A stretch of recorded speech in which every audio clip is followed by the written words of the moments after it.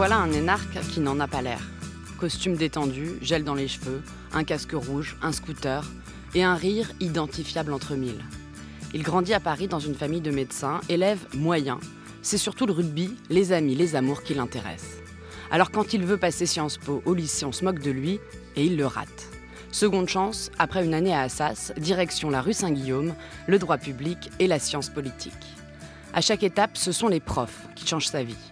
En première, une enseignante de français lui donne le goût de la littérature. À Sciences Po, Bernard Godillère, directeur de cabinet de Bertrand Delanoë, lui fait aimer le travail et prendre conscience de ses capacités, jusqu'à passer l'ENA, avec l'aide encore d'un professeur de droit public, un certain Édouard Philippe. Direction Strasbourg, promo Léopold Sédar Senghor, des bières et des karaokés, avec Mathias Vichra, Boris Vallaud et surtout Emmanuel Macron. On est en 2001, le socialisme va se faire éliminer du second tour de la présidentielle pour la première fois par l'extrême droite. Marqué à vie sa carte du PS, il la prend à ce moment-là. Et puis retour à Paris, à la mairie. La communication, c'est son truc, les énarques rigolent, lui aussi. Il devient le conseiller de Bertrand Delanoë, une vocation est née. 2011, campagne de Martine Aubry pour finir à l'Élysée chez François Hollande, son bras droit sur tous les plans du film d'Yves Geland, Un temps de président. Sale temps, tempête, ce rugbyman reste 3 ans à l'Élysée de 2014 à 2017. La vie privée du président étalée, les attentats et la guerre à gauche qui empêchent François Hollande de se représenter, car un président ne devrait pas dire ça. Au plus près du pouvoir, de l'histoire et de ses soubresauts, il en tire un livre et une conclusion, la politique est un sport de combat. Bonjour Gaspard Ganzer. Bonjour. Merci d'être l'invité de Sens Politique pour notre série sur les conseillers de l'Élysée. Je rappelle le principe de l'émission, un invité et 3 archives pour retracer son parcours, son engagement et sa personnalité. Après Alain Minc, Anne Lauvergeon et Camille Pascal, vous êtes notre 4e invité et nous recevrons la semaine prochaine Clément Leonarduzzi, conseiller d'Emmanuel Macron. Merci à vous de nous écouter. Vous êtes sur France Culture.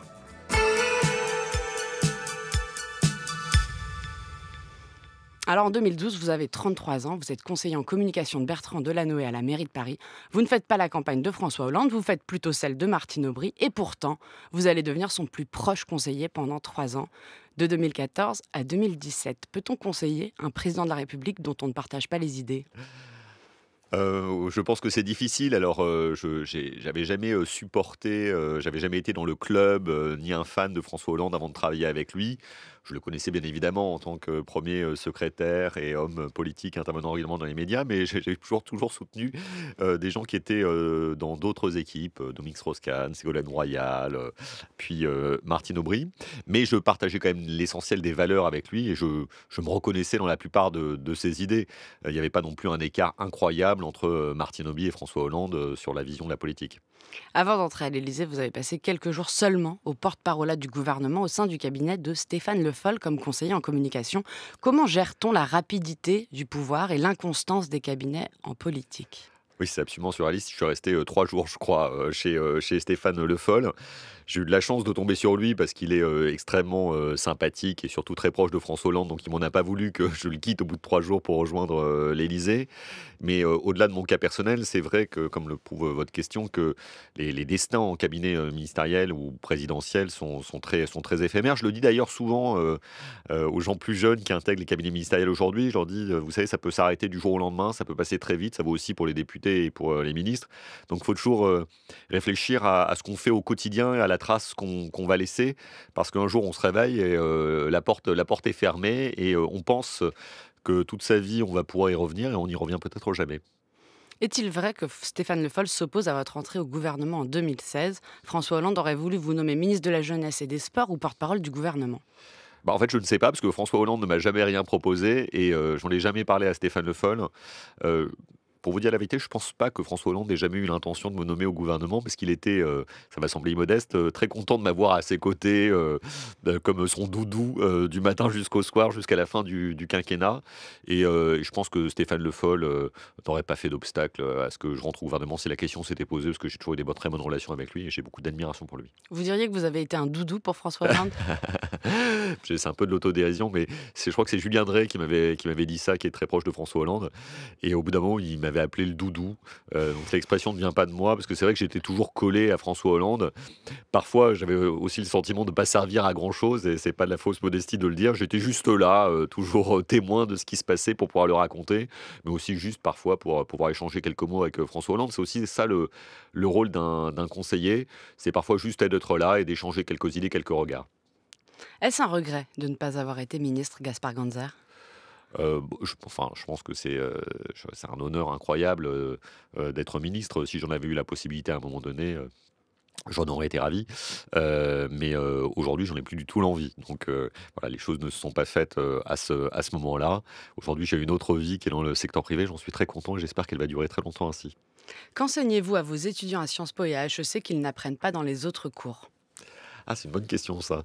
Heu, non, je parle beaucoup de mon expérience. Alors, j'essaie de trouver un équilibre entre, faire le récit quand même des coulisses du pouvoir qui les intéressent, et éviter aussi quand même de raconter ma vie, parce que bon, il y a un côté insupportable à faire des masterclass totalement auto-centrés. Donc, j'essaie un peu de déconstruire aussi ce qu'est, l'exercice, du pouvoir, au sommet de l'État. Non pas pour le désenchanter, mais aussi pour, en montrer les ressorts, profonds, comment les décisions se prennent vraiment. Moi, je suis contre, toute assimilation du pouvoir à, une sorte de gang de super-héros. Les hommes et les femmes politiques qui nous dirigent sont des hommes et des femmes, comme les autres, qui ont des responsabilités extraordinaires, et c'est important de le comprendre pour mieux les évaluer, mieux les juger. Alors, comment se passent vos premiers pas à l'Élysée? Qui vous reçoit? Est-ce que vous passez une sorte d'entretien d'embauche avec François Hollande, avec d'autres? Alors je dois mon entretien avec François Hollande à quelqu'un qui est, Philippe Grandjean, qui était à l'époque directeur de la communication de Capgemini, qui après a travaillé avec, François Hollande, puis avec, officieusement, puis officiellement avec Emmanuel Macron. Il m'a appelé le week-end de Pâques, pour me proposer un entretien avec François Hollande. J'ai cru un peu à une blague. Je me suis rendu sur place le lundi de Pâques. J'ai failli pas pouvoir rentrer, je l'ai raconté dans mon livre, parce que, lundi de Pâques, les policiers étaient un peu surpris qu'un jeune homme comme moi ait rendez-vous avec le président de la République. Bon, ils ont fini par me croire, et donc j'ai rencontré François Hollande, directement.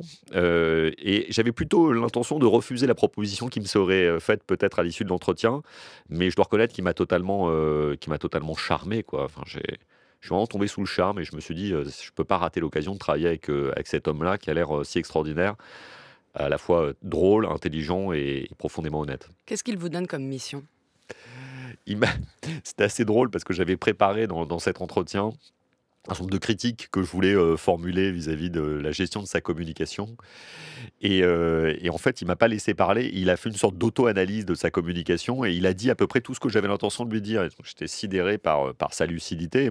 Je me aussi interrogatif sur son incapacité à passer de la théorie à la pratique, et en réalité, c'est ça la fonction qu'il m'a donnée. C'est d'abord et avant tout de gérer la presse au quotidien, de répondre aux journalistes, parce que c'est pour lui très important. Il a un grand respect pour les journalistes et la presse, parfois peut-être un peu trop, et donc il voulait vraiment que je sois son porte-parole, en réalité officieux, et puis après que je l'aide à moderniser sans doute aussi la communication en direction, du digital, du numérique, parce que, même s'il avait une très bonne équipe, en la matière, lui-même ne s'était pas trop investi, et là il était décidé à le faire. Pourquoi vous avez hésité en arrivant à cet entretien? On peut vraiment dire non à l'Élysée? Ah oui, je pense qu'on peut dire non. Alors vraiment, les gens qui vous disent on peut pas dire non, on peut toujours dire non. Non, non, moi j'ai hésité pour deux raisons. D'abord pour des raisons, personnelles, parce que, avec, mon ex-femme, celle qui était ma femme, à l'époque, Émilie, on élevait à ce moment-là 4 enfants qui avaient tous moins de 5 ans, et c'était quand même pas un cadeau à lui faire, à nous faire, que je me retrouve à l'Élysée, qui a un boulot, H24, 7/7. D'autant plus qu'Émilie, qui était, à ce moment-là, en congé maternité, travaillait elle aussi à l'Élysée. Donc la situation est un peu bizarre. Donc j'ai vraiment hésité pour des raisons personnelles, qui ont été totalement désamorcées par François Hollande, qui a abordé le sujet lui-même, d'entrée de jeu. Et la deuxième, il faut bien le reconnaître, que je trouvais vraiment que la situation politique, de François Hollande était épouvantable en 2014, hein. Il venait de se faire, crucifier sur la place publique, par la presse People. Il était très impopulaire. Il venait de nommer Emmanuel Valls à Matignon, qui voulait lui prendre sa place. Et j'ai eu une sorte de réaction d'orgueil. Je me suis dit, bon, bah, de toute façon, c'est quand même flatteur. Et puis, bon, il a 18% dans les sondages, il peut pas tomber plus bas. Bon, l'expérience a montré qu'ici, il pouvait tomber plus bas. C'est presque la première mission que vous avez, en fait, Gaspard Ganzer, gérer la vie privée du président qui s'étale dans les journaux ou dans les livres. Quelques mois avant votre arrivée en janvier 2014, vous en parliez, Closer a pris en photo le président sur son scooter pour aller rejoindre Julie Gaillet. Et quelques mois après votre arrivée, le 4 septembre 2014, c'est le livre Merci pour ce moment de son ex-compagne Valérie Trierweiler qui sort aux éditions Les Arènes. Et puis vous racontez très bien qu'en plus François Hollande déteste parler de sa vie privée. Quelle type de conversation avez-vous avec lui à ce moment-là? Quels conseils lui donnez-vous? Franchement, la sortie de Merci pour ce moment, le livre de Valérie Trierweiler, a vraiment été une épreuve, hein, parce que François Hollande est quelqu'un d'extrêmement pudique, certainement beaucoup plus que beaucoup d'hommes politiques. Et c'était vraiment sa vie privée qui était étalée au grand jour. On reconnaissait que sa compagne de l'époque avait extrêmement souffert et donc elle avait besoin d'en témoigner, ça lui appartient. Mais pour François Hollande, d'un point de vue politique, c'était quand même très difficile. Et je me souviens que j'ai dû lire le livre pour lui, en quelque sorte, parce que lui, il n'a pas lu le livre. Et donc, lui faire part des principaux passages qui le concernaient, etc. Franchement, je n'étais pas très à l'aise, parce qu'on est quand même une certaine différence d'âge, plus de 25 ans d'écart. Donc, je suis beaucoup plus jeune que lui. Je le connaissais un peu, mais ça faisait pas très longtemps non plus que je travaillais avec lui. Et j'ai compris tout de suite qu'en réalité, il ne voulait pas commenter le commentaire. Il voulait pas en rajouter. Et il a cependant été obligé de le faire parce qu'à un moment, il y a une polémique dont la polémique est sortie, puisque certains SMS ont été expurgés et cette expression des sans-dents est ressortie. Et ça, pour le coup, c'était très dangereux politiquement et ça correspondait pas du tout à la personnalité de François Hollande. Donc là, il a dû quand même s'expliquer sur le sujet. Et je lui avais recommandé de le faire, ouais. Alors, j'allais vous demander si c'était votre conseil, puisqu'en effet, son expression, elle a lieu au sommet de l'OTAN de New Pays. Il déclare 2 phrases importantes. La fonction présidentielle doit être respectée et les plus pauvres, je suis à leur service, c'est ma raison d'être. Ah oui, il a été profondément blessé par cette polémique. Et moi, je l'accompagnais pas toujours dans les déplacements internationaux, même si j'en faisais beaucoup. En tout cas, je n'étais pas allé à l'OTAN pour ce déplacement et j'ai décidé de le rejoindre au Pays de Galles, si je me souviens bien, pour l'aider à préparer cette intervention vraiment surréaliste. On est en train de parler de sécurité internationale, de défense, et on a décidé, comme ça, de but en blanc, de faire une intervention sur ce sujet, ce qui pouvait sembler un peu étrange, mais c'était nécessaire. Il en avait besoin et c'était utile politiquement. Est-ce que ce qui a manqué finalement à François Hollande, ce n'est pas justement une forme de hauteur, de tenue par rapport à la fonction qu'il incarnait? Est-ce qu'il n'était pas trop normal? Et avez-vous essayé de le faire changer sur ce point? Non, je pense pas qu'il soit trop normal. Je pense que justement, l'idée de la présidence normale qui a été beaucoup décriée est une bonne idée. Évidemment, ça n'empêche pas que dans les situations particulières comme les entrées en guerre, les attentats, il faut se mettre à la hauteur de l'événement. Je crois qu'il l'a été. Mais j'aime bien cette idée de la présidence normale. Et peut-être même peut-être un peu cabotin, mais je pense qu'il a parfois pas été assez normal, pas assez naturel.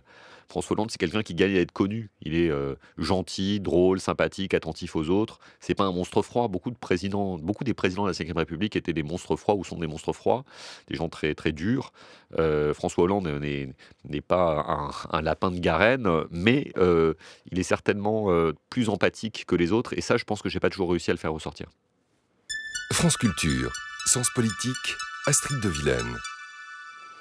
Quelle a été la pire faute de François Hollande? Est-ce que le fait de s'être confié aux journalistes du Monde Fabrice Lhomme et Gérard Davet pour leur livre Un président ne devrait pas dire ça? Alors ça, c'est une faute de communication, c'est certain. Il y a eu de la naïveté dans cette démarche parce que je pense qu'il est parti avec la bonne intention de raconter son quinquennat, d'en raconter les coulisses, d'expliquer comment s'étaient fait les prises de décision. Mais il est tombé sur des journalistes qui faisaient leur boulot de journalistes d'investigation, sans état d'âme en quelque sorte, et qui ont décidé de cadrer le récit à travers ce titre, Un président qui ne devrait pas dire ça, de façon assez négative, et il a eu du mal à s'en remettre. Et vous êtes tenu à l'écart de ces conversations. Et c'est ça peut-être le drame, alors que vous êtes son conseiller en communication. Il vous court-circuite, le président de la République. Oui, mais il a été très franc avec moi, hein. Quand je suis arrivé, il m'a dit, bon voilà, tu t'occuperas de toutes mes relations avec les journalistes, mais ces 2 journalistes-là, je m'en occupe tout seul. Et il était très confiant sur l'issue de ce livre. Et c'est vrai que j'ai probablement eu le regret peut-être de ne pas avoir été assez offensif. J'aurais peut-être dû lui dire de façon plus ferme, plus dure qu'il fallait arrêter cette démarche. Est-ce qu'on peut être sincère face à un président de la République quand on est son conseiller? Je pense que c'est indispensable, hein, parce que si on l'est pas, on sert à rien. Il faut pouvoir dire la vérité. J'écoutais dans un des épisodes de cette série ce que disait Alain Minc sur le sujet. Je trouve que c'est très juste. Un conseiller ne sert que s'il dit la vérité, en tout cas la vérité sur ce qu'il pense et ce qu'il voit. Je pense que c'est indispensable. Après, on peut le dire avec les formes. Moi, j'aime bien le dire avec humour. J'essaie parfois de me tourner aussi en autodérision dans mon rôle de conseiller. On peut dire les choses avec sincérité et sans brutalité. Alors vous, quand vous arrivez, vous prenez place dans le bureau des conseillers en communication, dans l'aile gauche ou est, qui donne sur la cour de l'Élysée. Camille Pascal, qu'on a reçu dans le 3e épisode, qui a été la plume de Nicolas Sarkozy, décrit ainsi ce bureau dans son livre « Scène quotidienne de la vie à l'Élysée ». Ce n'est pas un simple privilège, mais un vrai pouvoir. Alors moi j'ai repris le bureau qui était le bureau de Franck Louvrier sous Nicolas Sarkozy, puis après de ses successeurs. De Sibeth Ndiaye. De Sibeth Ndiaye aussi. C'est le bureau des conseillers en communication. Alors je crois que Clément Léonard Duzic, que vous allez recevoir, lui n'a pas pris ce bureau-là, mais le bureau d'à côté. Bon, enfin en tout cas c'est dans la même zone. C'est pas un très grand bureau, hein, plutôt bas de plafond. Alors à l'époque, il y avait quand même un très beau tableau de Sonia Delaunay dedans, donc c'est quand même une chance et un privilège. Mais surtout, ce qui est exceptionnel, c'est qu'il donne vue sur la cour. Donc c'est un peu le bureau du concierge qui voit les entrées et les sorties, même s'il est possible de rentrer dans l'Élysée par d'autres endroits.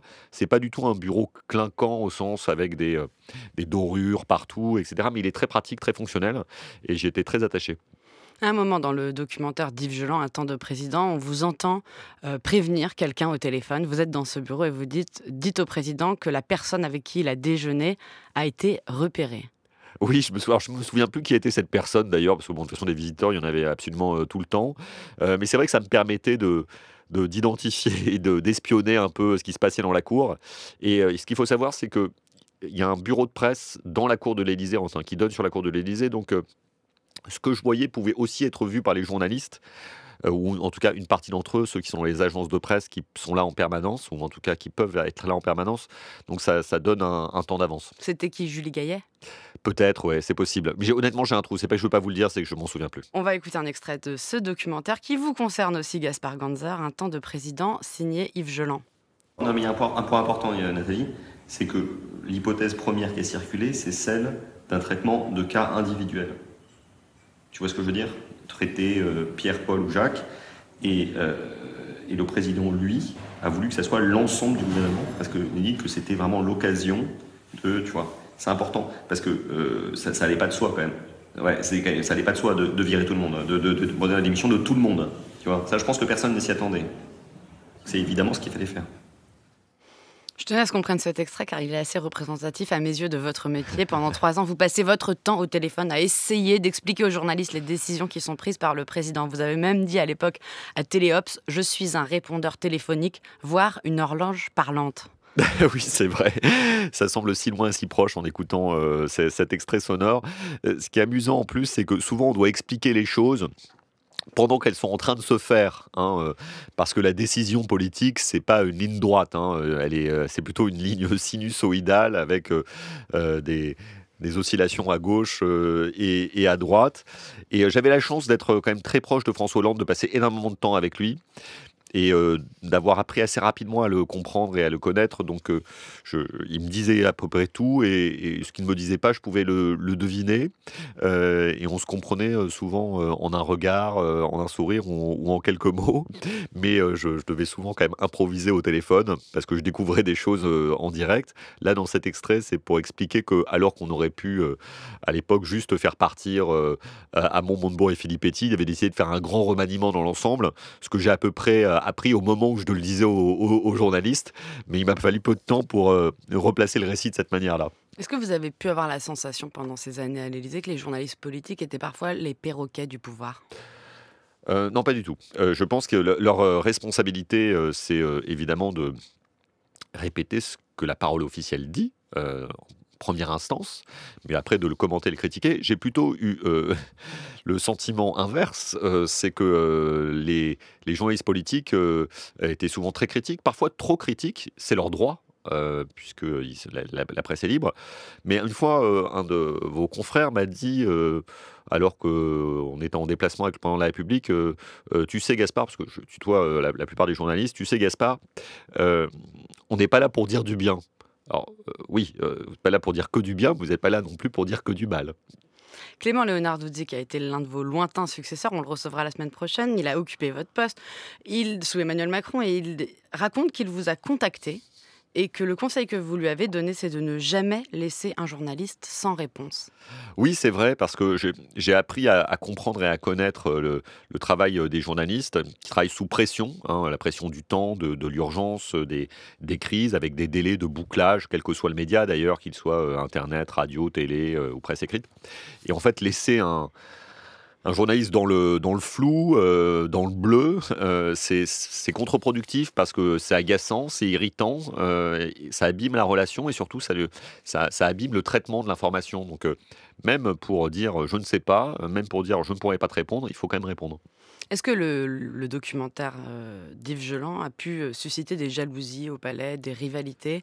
Je me souviens de cette phrase de François Hollande après, dès qu'il a vu ce film, il dit « Je trouve que l'homme à lunettes à côté de Gaspard est très bien », avec le sens des boutades qu'on lui connaît. Ouais, non, François Hollande m'en a pas voulu. Il m'a fait passer le message à travers l'humour, comme vous venez de le dire. C'est que j'ai été un peu trop exposé, notamment dans la première partie du film. Euh, Vous savez, c'est un lieu de pouvoir, donc évidemment des rivalités, des jalousies, il y en a beaucoup. Il y a des gens qui n'ont pas dit toujours des choses très sympathiques, mais finalement, je m'en suis un peu moqué parce que enfin, j'avais la conscience tranquille, j'avais pas cherché à me mettre en scène. Et surtout, bon, vu la difficulté de mon travail au quotidien pendant ces 3 ans, les horreurs que j'avais à gérer, honnêtement, les critiques dont je pouvais faire l'objet, je m'en moquais pas mal. Avec qui vous aviez ces rivalités-là? Bah, il y a eu enfin, c'est pas des rivalités au sens personnel, mais elles peuvent être au sens politique. Il y avait quand même une très forte tension entre Matignon et l'Élysée à l'époque, hein, parce que Manuel Valls voulait prendre la place de François Hollande lors de l'élection de 2017. Et le paradoxe, c'est que moi j'avais des très bonnes relations personnelles avec son conseiller en communication, Harold Ozy, ou sa plume, Benjamin Gian, mais nos patrons étaient en concurrence, quoi. Donc parfois il y avait de la tension quand même. Franchement, il n'y a pas toujours eu des coups de téléphone agréables. Vous racontez aussi que vous dormiez avec votre téléphone sous l'oreiller pendant toutes ces années. Mes téléphones. Vos téléphones J'avais 2 téléphones. au pluriel. Est-ce que vous avez souvent été réveillé? Ouais, très souvent, franchement quasiment toutes les nuits. Alors, pas toujours à 4 heures du matin, mais il y avait une petite tradition. Quasiment toutes les nuits, vous êtes réveillé? Oui, alors parfois très tôt. Alors, il se trouve que j'avais déjà un sommeil assez agité parce que, comme je l'ai dit tout à l'heure, avec Émilie, on avait des enfants en bas âge, donc de toute façon, on était souvent réveillés la nuit. Mais il y avait une sorte de tradition, c'est que Le Monde, qui a un bouclage le matin, m'appelait souvent, ou les radios m'appelaient assez souvent entre 6 heures et 7 heures du matin pour vérifier une information. C'est pour ça que je suis devenu assez proche de certains des journalistes sans devenir leur ami personnel, parce que j'étais réveillé. Et puis parfois, il y avait des drames. Et parfois, pour des choses qu'on a totalement oubliées. Je me souviens notamment de cet accident d'hélicoptère dans un jeu de télé-réalité en Amérique du Sud. J'étais réveillé je crois que ça s'appelait Money Drop ou un truc dans le style. J'ai été réveillé à 3 heures du matin. J'ai passé la nuit debout à discuter avec TF1, le Quai d'Orsay, les familles pour faire un communiqué de presse. Personne ne s'en souvient, mais moi je me souviens que j'avais pas dormi de la nuit. Quel est votre plus beau souvenir à ce poste? Alors, ce qui est bizarre, c'est que c'est un souvenir qui est lié à un événement dramatique, mais ce dont je suis le plus fier, c'est d'avoir participé à l'organisation de la marche du 11 janvier de 2015, après les attentats de Charlie Hebdo et de l'Hypercacher. C'était vraiment un moment d'une émotion absolument exceptionnelle.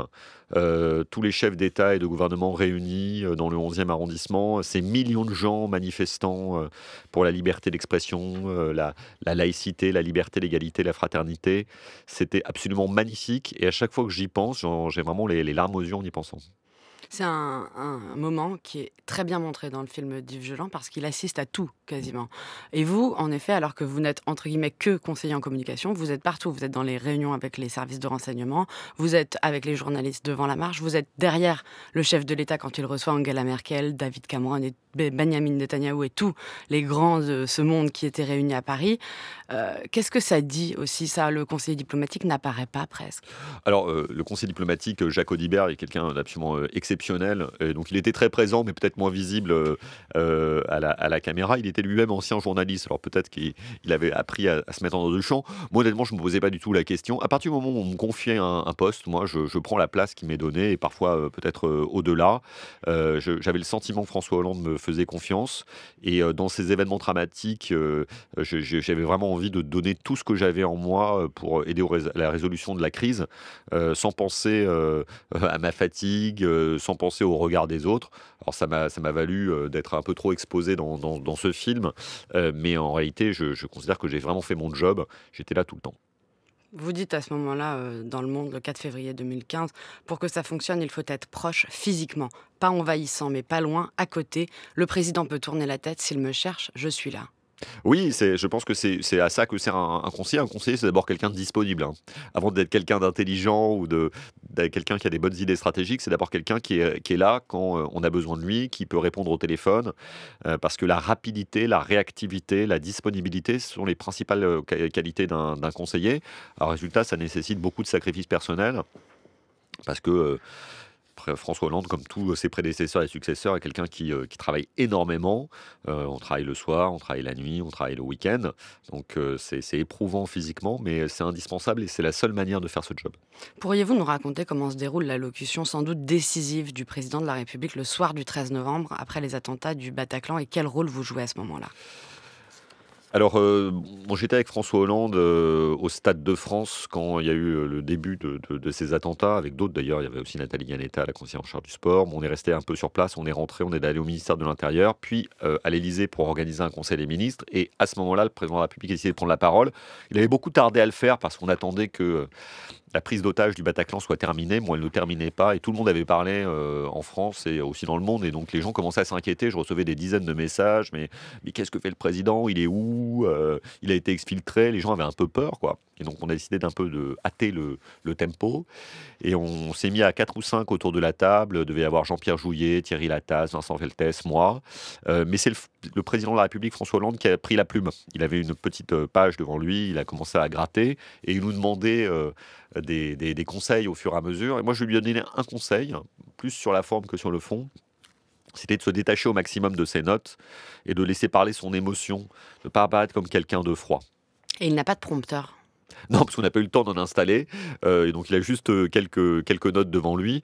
Et puis, je pensais que c'est vraiment la spontanéité était importante. S'il était apparu trop froid ou trop calculateur, dans ce moment-là, personne ne l'aurait compris. France Culture, Sens Politique, Astrid de Vilaine. Avant d'entrer à l'Élysée, de 2013 à 2014, vous êtes le conseiller en communication et presse du ministre des Affaires étrangères, Laurent Fabius, au Quai d'Orsay. Et l'une de vos premières actions, c'est d'accorder plus de place aux chaînes d'information en continu, dans les voyages officiels notamment, plutôt qu'à la seule presse diplomatique. Avez-vous eu des réticences à le faire ou est-ce que c'était naturel pour vous ? Et surtout, votre patron, Laurent Fabius, l'a-t-il accepté ? Et même plus tard, François Hollande. Pour moi, dans cette série, vous êtes vraiment le conseiller de l'Élysée au moment où les chaînes d'infos et les réseaux sociaux prennent une importance majeure. En fait, je pense que j'ai un peu pris les gens par surprise, mes propres patrons, et peut-être Laurent Fabius, qui me faisait une très grande confiance. Il m'avait dit, il faut moderniser tout ça. C'est quelqu'un de vraiment puissamment intelligent, Laurent Fabius, qui sait faire confiance à ses collaborateurs et qui les accompagne, qui les aide, qui leur laisse de l'autonomie à partir du moment où ils travaillent. Et donc, on faisait souvent des voyages à l'étranger, de 2 à 3 fois par semaine. Et j'étais libre à chaque fois de proposer à 1, 2, 3 journalistes de venir. Au début, je le faisais de façon assez classique avec la presse diplomatique, la presse écrite. Puis un jour, il y a eu cette crise en Ukraine, donc à Maïdan. Et là, je me suis dit, bon, en fait, on va plutôt que de prendre les journalistes classiques, je vais partir avec des journalistes plus généralistes de chaînes d'infos, en l'occurrence Jean-Jérôme Bertolus, qui travaillait à l'époque sur iTélé, devenu CNews, et Louise Gosset de BFM. Et on est parti, et en fait, ils ont couvert en direct pendant 24 heures l'événement. Et là, j'ai eu l'intuition que quelque chose était en train de basculer, qu'il fallait le reproduire. Et je pense que j'ai eu la bonne intuition à ce moment-là, parce que en fait, je baignais dans les chaînes d'information, donc ça m'a semblé naturel. J'ai pas eu de grande réflexion stratégique, je l'ai fait presque de façon instinctive. Emmanuel et Brigitte Macron ont reçu les élèves de la Starac à l'Élysée. Est-ce qu'Emmanuel Macron est en voie de hollandisation ? En tout cas, ce qui me fait rire, c'est que Emmanuel Macron, que j'aime bien par ailleurs, a beaucoup dit quand il était candidat à l'élection présidentielle la première fois qu'il ferait tout différemment de François Hollande, la parole rare. Bon, je crois qu'aucun président n'a parlé autant et aussi régulièrement et aussi souvent que Emmanuel Macron.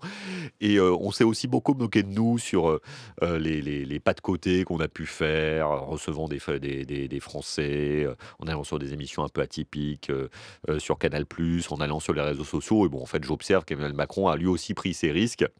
Nous, la Starac, on ne l'avait pas fait, mais bon, on aurait pu le faire, oui. Vous avez quasiment dit oui à tout, on dirait Gaspard Ganzer, au point de même envoyer le président de la République, François Hollande, sur la chaîne Gulli pour enfants. Oui, Oui, c'est un très très bon souvenir cette émission sur Gulli où des jeunes enfants l'avaient organisée. C'est le producteur Arnaud Gatcha qui avait eu cette idée. Non, je trouvais ça intéressant. De toute façon, moi je cherchais absolument et par tous les moyens à montrer qui était vraiment François Hollande. Et donc je me disais peut-être que les enfants y arriveraient mieux que les journalistes. Et pourtant, ça n'a pas suffi. Non, c'est sûr. Le pouvoir, l'exercice du pouvoir, les lieux du pouvoir et les rites du pouvoir ne m'ont jamais fait perdre ma lucidité, ni sur moi-même, ni sur la situation, car je dois agir. Et aujourd'hui, je suis conscient des risques que ferait courir une démarche, la mienne, qui ne rassemblerait pas largement autour d'elle. Aussi, j'ai décidé de ne pas être candidat à l'élection présidentielle, au renouvellement donc de mon mandat. Je tenais ici à vous en faire part directement, comme je m'y étais engagé au début du mois de décembre, tel que je l'avais moi-même annoncé. Je le fais en prenant toute ma responsabilité, mais aussi en appelant à un sursaut collectif et qui engage tous les progressistes, qui doivent s'unir dans ces circonstances. Parce que ce qui est en cause, ce n'est pas une personne, c'est l'avenir du pays. Je ne veux pas que la France soit exposée à des aventures qui seraient coûteuses et même dangereuses pour son unité, pour sa cohésion, pour ses équilibres sociaux. Voilà le message que j'étais venu ici vous adresser. François Hollande, le 1er décembre 2016, qui annonce aux Français qu'il ne se représente pas. Ça aussi, c'est votre échec, Gaspard Gonzalez. Ah oui, c'était terrible. Parce que je me suis... déjà, c'était très émouvant, très triste. Puis c'était vraiment un précédent historique que j'aurais préféré ne pas avoir à vivre. Et je m'en suis senti responsable. Parce que si la stratégie de communication avait été meilleure, ou en tout cas l'exécution de cette stratégie de communication, on aurait certainement pu éviter cela. Je ne suis pas le seul responsable, mais j'ai ma petite part de responsabilité, ouais. Vous avez dit, après avoir quitté l'Élysée, je n'ai jamais trouvé la bonne formule, la formule magique. Est-ce que finalement, la formule magique, c'était pas le socialisme? Oui, peut-être. Peut-être que il aurait fallu peut-être expliquer davantage les choix idéologiques et les changements idéologiques qui se sont opérés au cours du mandat, parce qu'il y en a eu. Notamment à partir de 2014, dans lequel il y a eu le choix, du point de vue économique, de mener une politique de l'offre. On a cherché à l'expliquer, mais on n'a pas réussi à se faire comprendre. Et celui qui a incarné ça, c'est Emmanuel Macron, votre Oui. ancien camarade de promo. On a une question de Paul sur Facebook. Vous ne l'avez pas vu venir, Emmanuel Macron? Je voyais qu'il était ambitieux, mais honnêtement, je ne pensais pas du tout que ça soit possible de devenir président de la République à moins de 40 ans, du premier coup, sans jamais avoir été candidat à une élection. Ça me semblait totalement surréaliste. Et par ailleurs, je n'avais pas pu envisager que Emmanuel Macron trahirait François Hollande. Parce que pour moi, humainement, ce n'était pas possible. Je me suis trompé. Est-ce que c'est vous qui suggérez à François Hollande de le nommer à Bercy ministre de l'économie en 2014? Non, c'est Jean-Pierre Jouyet qui a l'idée, le secrétaire général de l'Élysée, mais je l'ai appris assez vite, et quand on m'a testé sur l'idée, j'ai dit que c'était une excellente idée. Et on vous voit toujours dans ce documentaire d'Yves Geland, vous êtes assis sur les marches de l'escalier principal de l'Élysée. Jean-Pierre Jouyet est sur le perron, il dit la liste des ministres et vous faites un signe de victoire quand vous entendez le nom de votre ami Emmanuel Macron. Ah, j'étais très content pour lui, c'est vrai. C'est peut-être un peu trop démonstratif, mais je ne savais pas que j'étais filmé à ce moment-là. J'étais vraiment très content pour lui, et puis très content pour le pays, parce que je sentais qu'il y avait ce besoin de renouvellement, d'air frais, de sortie des arcanes classiques du Parti socialiste et de ses apparatchiks. Et donc, non, j'étais heureux. 6 ans plus tard, est-ce que vous diriez qu'Emmanuel Macron a une part de responsabilité dans le score du Rassemblement national? Bien sûr, évidemment. En 2017, il avait dit que un de ses objectifs était de faire baisser le Rassemblement national. Celui-ci n'a cessé d'augmenter. Donc il n'est pas le seul responsable, mais c'est aussi son échec. Vous lui en voulez? C'est très difficile d'être président de la République, donc c'est très, très difficile de le juger de l'extérieur, comme ça, assis dans un studio radio. Mais non, je pense qu'il a formulé beaucoup d'espoir pour le renouvellement de la vie politique. Et je pense qu'il y a eu beaucoup de nouveaux élus qui sont arrivés, il y a eu le dépassement du clivage droite-gauche, mais je pense que ces espoirs de renouvellement n'ont pas été satisfaits à ce stade. Et ça, je pense que c'est regrettable. Bon, il reste encore 3 ans, donc peut-être qu'il peut rattraper les choses. Après, il a fait des très bonnes choses sur le plan économique, notamment. Il a fait baisser le chômage, et c'est même exceptionnel. Et la France a tenu son rang au niveau international. Mais je pense que il y a encore 3 ans pour tenir la promesse du renouvellement politique et démocratique. Pour revenir à l'extrait qu'on vient d'entendre, François Hollande empêché de se représenter, est-ce que vous aviez commencé à préparer une campagne de réélection avec lui ? En tout cas, on était plusieurs à y réfléchir. Mais lui, un peu comme le savon, nous glissait entre les mains. Et c'est ça qui m'a fait aussi penser que sa candidature n'allait pas de soi dans son esprit. Parce qu'à chaque fois qu'on discutait avec lui de campagne de pub, de stratégie, etc., il était un peu dans l'évitement. Moi, j'avais trop envie de faire sa campagne présidentielle en 2017. Malheureusement, je n'en ai pas eu l'occasion. Parce que je pense que psychologiquement, il n'en pouvait plus après tous ces attentats et autres. Et que politiquement, il voyait bien que les conditions n'étaient pas réunies. Et ça a été très courageux et responsable de sa part de ne pas aller à la candidature. Avez-vous essayé de le convaincre d'y aller quand même ?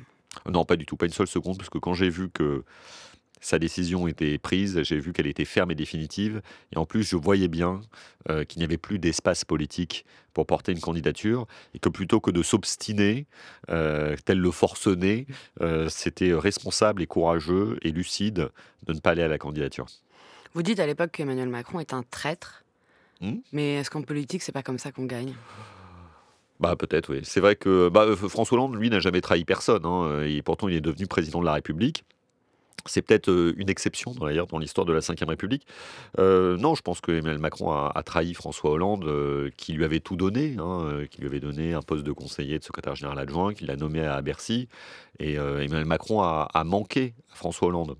Je pense qu'Emmanuel Macron aurait au moins dû attendre que François Hollande prenne sa décision sur sa candidature avant d'annoncer la sienne, par exemple.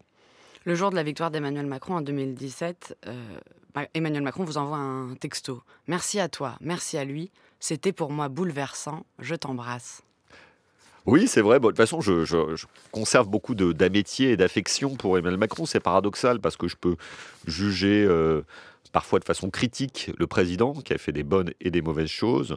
Je peux être sévère aussi sur la façon dont il s'est comporté avec François Hollande, mais je lui conserve beaucoup d'amitié et d'affection parce que c'est l'amitié et l'affection liées à la jeunesse et aux années passées ensemble à l'ENA et après. Pourquoi ne jamais avoir travaillé avec lui ?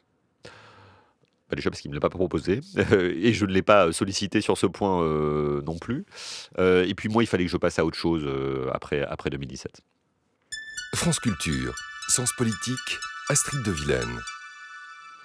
Vous avez travaillé longtemps à la mairie de Paris, Gaspard Ganzer. Quel bilan tirez-vous des années Hidalgo ? Ah, il va pas être très bon le bilan. J'ai cru que vous alliez me demander le bilan des années Delanoë, donc je m'apprêtais à être On va en parler de Bertrand Delanoë. Vous dites de lui, il est irrévérencieux, insolent, libre. Ah, il est exceptionnel. Bon, il est aussi parfois un peu difficile parce qu'il peut monter assez vite dans les tours, mais il redescend tout aussi vite et c'est quelqu'un d'absolument exceptionnel. Je lui dois vraiment énormément et notamment d'avoir appris ce métier de conseiller politique, de conseiller en communication. Non, Anne Hidalgo, elle a fait des bonnes choses, notamment pour le vélo, mais honnêtement, elle va laisser la ville dans un état difficile quand même sur le plan financier, sur le plan du logement, sur le plan de la sécurité, de la propreté. Donc tout n'est pas à jeter. Honnêtement, le bilan n'est pas très bon. Vous pensez que la ville est prête pour accueillir les Jeux Olympiques ? Oui, je pense. Je pense qu'on joue un peu à se faire peur sur les transports, sur la sécurité, etc. Mais les Français et les Parisiens sont un grand peuple et je suis sûr que ça va très bien se passer. Comment analysez-vous le retrait de la vie politique de Bertrand Delanoë ? A-t-il eu des rendez-vous ratés avec l'Action nationale ? Alors, il y a un truc que j'adore avec Bertrand Delanoë, c'est qu'il avait dit depuis le début qu'il ferait 2 mandats à la mairie de Paris et pas autre chose. Personne ne le croyait et il l'a fait. Il croit en le respect de la parole donnée et je trouve que c'est absolument exceptionnel. Moi, je pense qu'il aurait pu être un excellent ministre. Je pense même qu'il aurait pu être un excellent président de la République. Mais l'histoire ne l'a pas permis. Parce que dans la vie politique, il faut du talent, du travail, mais il faut aussi de la chance. Peut-être que dans les moments décisifs, il n'en a pas eu. Mais je pense que son destin, c'était d'être un grand maire de Paris. Et il l'a été. Pour un conseiller de l'ombre, vous aimez beaucoup la lumière ? Ouais, en fait, j'aime bien les médias, pour tout vous dire. Je pense que je vais faire une confidence. Moi, j'ai rêvé toute ma vie d'être journaliste. J'adore les médias, j'adore écrire, j'adore lire, j'adore aller à la télé, j'adore aller à la radio, j'adore donner mon avis. Donc j'aime bien le conseil dans l'ombre, mais en même temps, je ne peux pas m'empêcher d'ouvrir ma gueule et de dire ce que je pense. En septembre 2020, vous êtes même chroniqueur dans Balance ton poste, l'émission de Cyril Hanouna sur C8. Est-ce un regret ? En fait, j'ai dit oui tout de suite quand Cyril Hanouna m'a proposé. Je me suis dit que c'était quand même être amusant à faire et surtout pour comprendre comment ça se passait vraiment. Honnêtement, je n'y suis pas resté longtemps, je suis resté 3 mois. Ça s'est toujours bien passé quand j'y étais. Cyril Hanouna a toujours été très correct avec moi. J'ai pas toujours été très à l'aise parce que c'est vrai que l'émission était extrêmement clivante, mais elle l'était quand même moins que ce qu'elle est devenue aujourd'hui. Non, je le regrette pas parce que je pense que les regrets, c'est vraiment pour les enfants. Et il faut toujours être fier de ce qu'on a fait. Est-ce que vous conseilleriez à un politique aujourd'hui d'aller chez Cyril Hanouna ? Non, plus maintenant. Je pense que c'est une émission. Déjà, il n'y a plus Balance ton poste, c'est Touche pas à mon poste. Et je pense que c'est une émission qui est aujourd'hui beaucoup tournée vers le débat de société, parfois de façon très très radicale. Je pense qu'elle a un public et qu'elle joue un rôle important dans le débat public. Mais je pense que compte tenu de la façon dont elle est organisée, c'est pas une émission politique classique. Malgré les excellentes audiences. Elles sont même exceptionnelles, les audiences, mais je pense que le format de l'émission ne se prête plus, pour l'instant, peut-être que ça peut changer, à l'interview politique. Question sur Instagram de Stanislas. Quelles sont les principales différences entre communication politique et privée ? La finalité, déjà, est quand même très différente, parce que d'un côté, c'est l'intérêt général, de l'autre côté, c'est le développement d'un chiffre d'affaires et d'un bénéfice pour une entreprise. Mais il y a des gros points communs. Le point commun, c'est le besoin d'incarnation, tant dans le privé que dans le public. Il faut qu'il y ait un visage, un homme, une femme. Et puis par ailleurs, le bain médiatique et numérique dans lequel on doit être, qui est de plus en plus difficile à appréhender, parce que tout va beaucoup plus vite et tout est beaucoup plus radical. C'est une tradition dans cette émission, l'invité n'arrive jamais les mains vides. Vous êtes venu avec une archive, on l'écoute, on en parle juste après. I have a dream. My 4 little children will one day live in a nation where they will not be judged by the color of their skin, but by the content of their character. I have a dream today. Pourquoi cet extrait ? Martin Luther King. Alors, tout d'abord parce que j'adore l'histoire et que c'est un discours historique. Ensuite parce que j'aime le sujet, la lutte contre les discriminations, la lutte contre le racisme. Puis j'aime aussi cet extrait parce qu'il montre l'importance des discours. Moi, je crois en la politique plus que dans la communication. Et le discours, c'est la meilleure forme d'expression publique. Pas besoin d'être long un discours. Ce discours est très très court. Il dure quelques minutes, 5 ou 6 minutes. Parfois, les hommes politiques croient qu'il faut parler pendant des heures. François Hollande accordait beaucoup d'importance au discours. Et s'il n'était pas toujours très bon dans les médias, il était excellent dans les discours. On se souvient du discours du Bourget, mais aussi, moi, je me souviens de tous ses discours en tant que premier secrétaire. Il savait emporter une foule. Et j'aime bien cette façon de s'exprimer. C'est peut-être mon côté à l'ancienne. Qu'est-ce qu'il a encore à nous dire 60 ans plus tard, Martin Luther King ?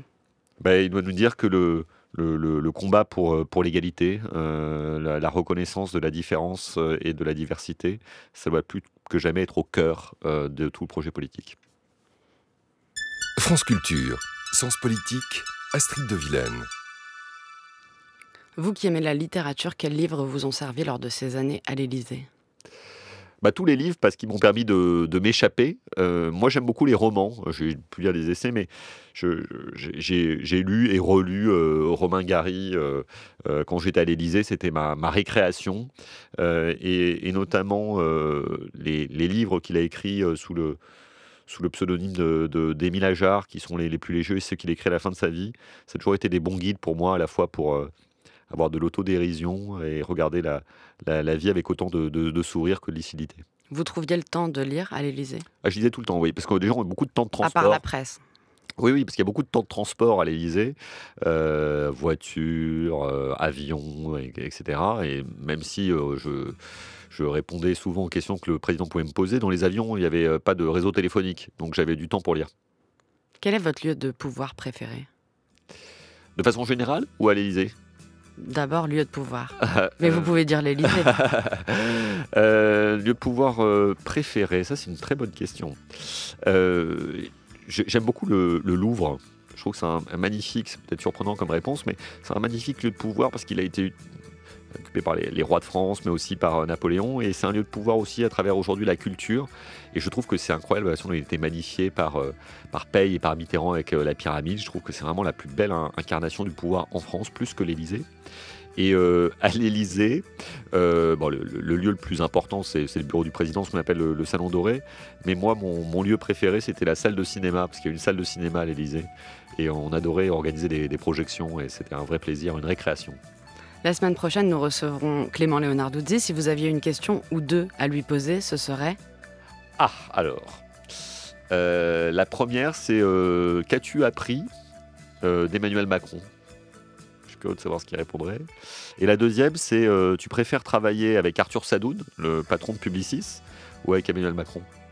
Eh bien, on les lui posera pour vous. Merci beaucoup, Gaspard Ganzer, d'avoir été l'invité de Sens Politique. La semaine prochaine, donc, Clément Leonarduzzi pour le dernier épisode de notre série consacrée aux conseillers de l'Élysée. Merci à toute l'équipe, à la préparation, Anne-Claire Bazin, à la réalisation, Daphné Leblond, à la technique, Noé Chaban, à la vidéo, Jordan Fuentes, grâce à qui vous pouvez revoir tous les épisodes de cette série sur la chaîne YouTube de France Culture. Vous pouvez réécouter l'émission sur l'application Radio France et sur franceculture.fr. Merci de nous avoir suivis et à la semaine prochaine.